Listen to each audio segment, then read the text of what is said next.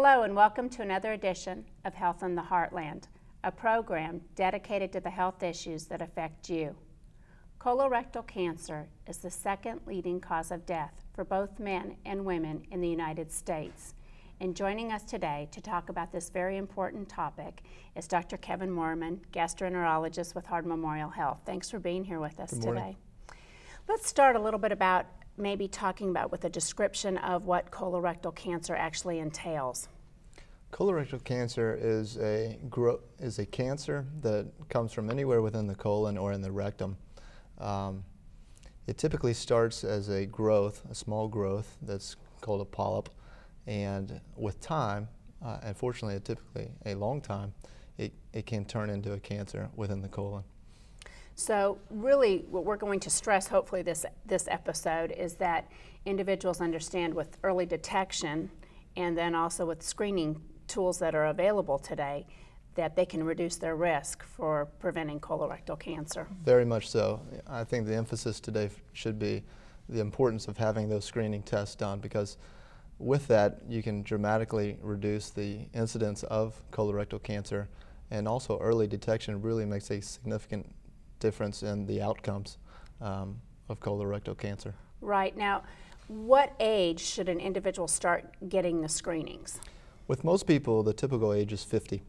There are some people who are deemed high risk, and so sometimes that age is actually earlier. And it depends on several different factors, but typically the age is 50 as a good number to remember. So, and then again, of course, you talk to your healthcare professional about personal risk factors, maybe family history too, right? What are the most common types of screenings that are available for finding out if somebody may have one of those growths that you were talking about? Colonoscopy is probably the most recognized screening tool now, and probably the most used. There are other tests such as fecal occult blood testing, barium enemas, and CT colonography that are also used as a way of screening test. But most commonly, colonoscopy is a good screening test. Let's kind of walk our viewers through, if you don't mind, Sure. Because they may have heard that term before and they hear colonoscopy. And I think there has been past history with the term colonoscopy, some of the prep and preparing and what actually the test entails. But there have been so many advancements to make it a lot easier for people to get back to feeling better real quickly after the test. And actually, the test is very minimal, right? Correct, and I think you're absolutely right. There are a lot of anxieties about colonoscopy in general, because everybody has a friend who's had a test and had a colonoscopy, and everybody has heard about the preparation required to do the test. But actually, the test is really not that bad. And over the past few years, the prep has become much more tolerable. The test itself, actually, most people don't even remember because they're sedated for. And they wake up very quickly after the test. So if we can get the message out there to people that the test is really not as bad as maybe what they have heard, we hope that with that people will be more likely to have their screening tests performed. It's so important because the prep actually is minimal. There might be a couple of dietary changes that they need to make because of course you are preparing your bowels and trying to clean so they have a nice picture, correct? That's correct. But that's basically not a huge adjustment, just maybe within the 12 to 24 hours prior to the test? Correct. Typically the day before, all you have to do is be on a liquid diet, and then you have to drink a laxative preparation the evening beforehand. Most people don't even need to miss the day before of work. They simply would miss the day of work of the test, but the next day they're back to normal and ready to go back to work as well. So they typically only even lose one day of work. And I would even say too, again, because of the advancements, usually if you possibly even had your test in that morning, by that afternoon you're up and ready to go. Up and doing regular activities. It's minimally disruptive to your daily life, and the importance of it, we can't stress enough, really talking. The test itself only takes 30 minutes, sometimes more, sometimes less. You're typically at the facility for a few hours as far as getting registered and getting all of the preliminary stuff and then waking up in recovery. But you're correct, only a few hours one morning you'd be with us to have the test done. Right, and then you're gone. Now, as an individual, you know, the physician actually performing the test, what are you looking for? You're using a scope and you see actually the inside of the colon, is that correct? That's correct. The patient is sedated, and in our facility the patient doesn't remember any of the test. At some facilities it's a little bit lighter sedation, so the patient may be able to follow commands, but by and large the majority of people never remember any of the test. And once the patient is sedated, we use a fiber optic camera that slides into the rectum and around in the entire large intestine. And we look for any growths or polyps or any other abnormalities of the lining of the colon. And if we see any of those, a lot of times we're able to take those out and make sure there's no changes of cancer or early changes that may lead to cancer down the road. And that's the big benefit of the test. So that growth that we had talked about before, the term is actually a polyp. Is that correct? So you're looking for those and then to see if there would be any additional and if the need would be to remove them. And can they be removed during that procedure? The majority of the time they can be, and quite safely too.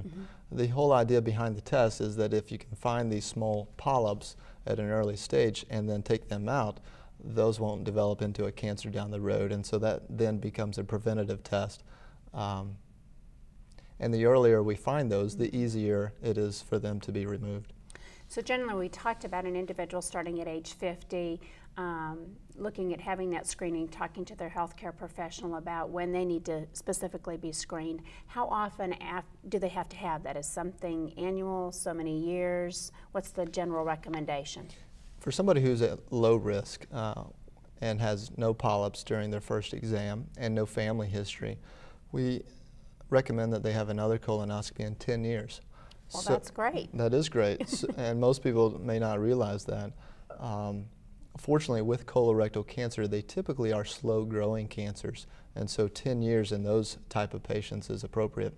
Now, if you do have some polyps during the first exam, or if you have a family history of colorectal cancer, then that screening interval or time before your next colonoscopy would be a little bit shorter, typically 5 years, and occasionally even 3 years, depending on what exactly is found. Wow, that's wonderful news. So preventative, and so many things that we can do to partner with our healthcare professional and looking at what we can do about being screened. And then also maybe we can switch here a little bit about taking some personal responsibility. What are some recommendations as a physician to your patients that you would say could help reduce their risk for preventing colorectal cancer, like maybe diet and exercise? Well, diet and exercise are always recommended. A low fat and high fiber diet typically is recommended as lessening your chance of colorectal cancer. Most importantly, however, it's knowing someone's family history and being aware of any family history of colorectal cancer in your family, because that dramatically increases your risk.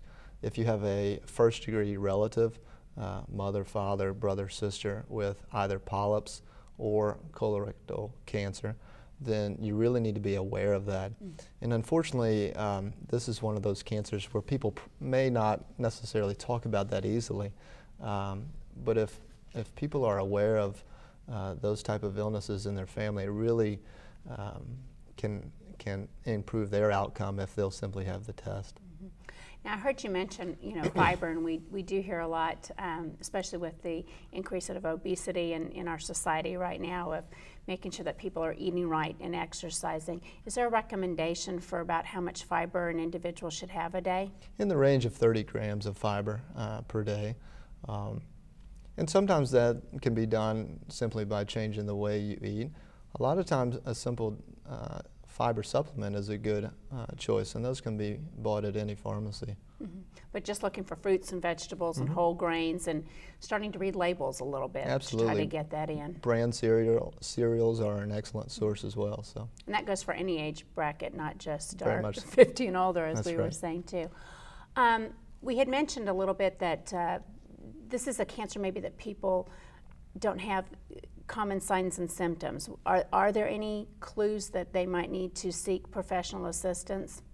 Yes. The unfortunate part about this type of cancer is those symptoms typically develop late in the course of the disease.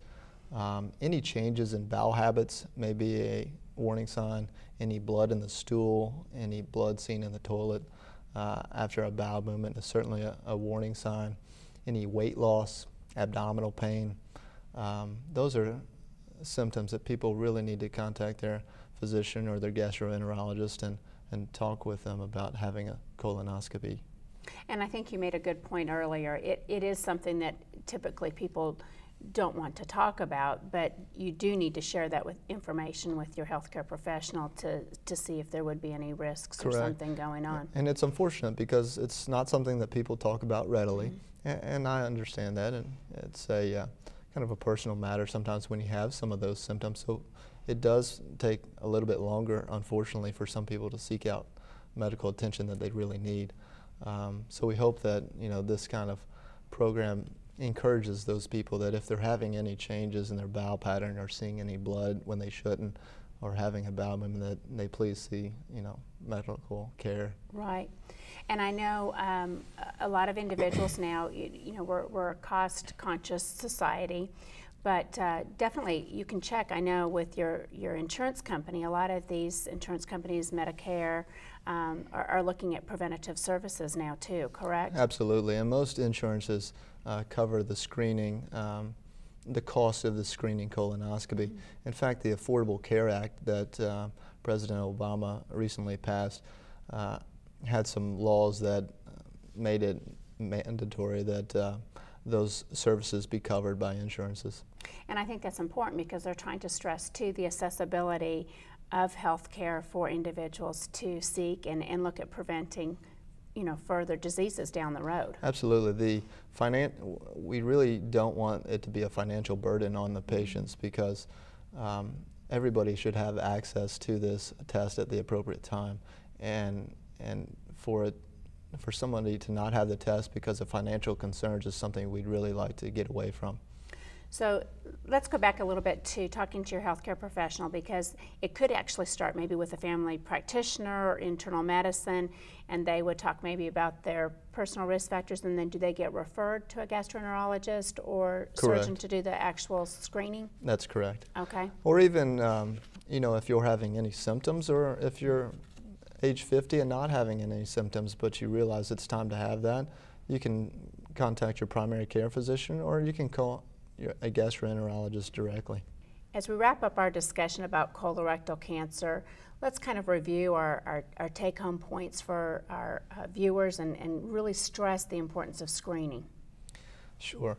At the age of 50 is the number that most people need to remember to at least start having their screening colonoscopies.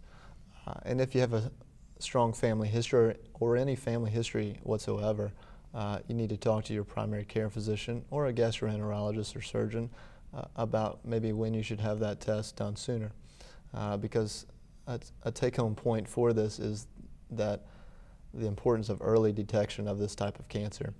And if people will simply have this test, we can dramatically make a difference in the outcome of anybody who develops that, and hopefully prevention of high numbers of colorectal cancer in general. Over the past 10 to 20 years, we've really made significant improvements in our detection rates, and as a consequence, colorectal cancer rates have slowly gone downward with this testing, but our challenges still remain in getting people to have the test. Only about 50% of people who are eligible to have this test actually have it done, and that is because of their concerns, their reluctance to have the test done, because a lot of people have anxiety about having this type of test.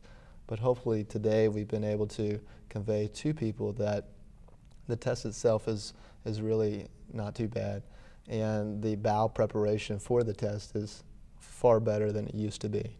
It's a test that if people will simply have done, they can make a significant improvement in their overall health and prevention of colon cancer, which we really encourage.